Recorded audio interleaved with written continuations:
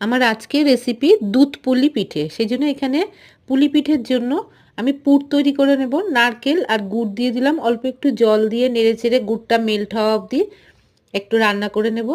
এখন এই পর্যায়ে আসলে আমি ১ চামচ ঘি দিয়ে দিলাম। ঘি দিয়ে নেড়েচেড়ে তৈরি হয়ে গেল আমার পুরটা। ঠান্ডা করে নেব। এখন আমি এখানে ১ বাটি জল দিয়ে দিলাম, নুন আর অল্প একটু ঘি দিয়ে যতটা জল দিয়েছি ততটা চালের গুঁড়ো দিয়ে এভাবে নেড়েচেড়ে ঢাকা দিয়ে কিছুক্ষণ রেখে দিয়েছিলাম। এখন একটা ডোয়ের মতন তৈরি করে নেব।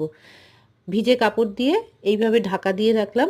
এখন আমি ছোট ছোট করে লেচি কেটে গোল গোল করে বাটির শেপ করে পুর ভরে এইভাবে পুলিগুলো তৈরি করে নিলাম।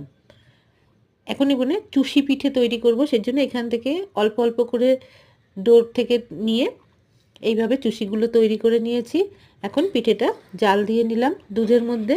সবগুলো পিঠে দিয়ে আমি গুড় দিয়ে এইভাবে জাল দিয়ে তৈরি হয়ে গেল আমার চুষি পুলি পিঠে। এটা খেতে কিন্তু অসাধারণ লাগে। ভালো লাগলে লাইক করবেন।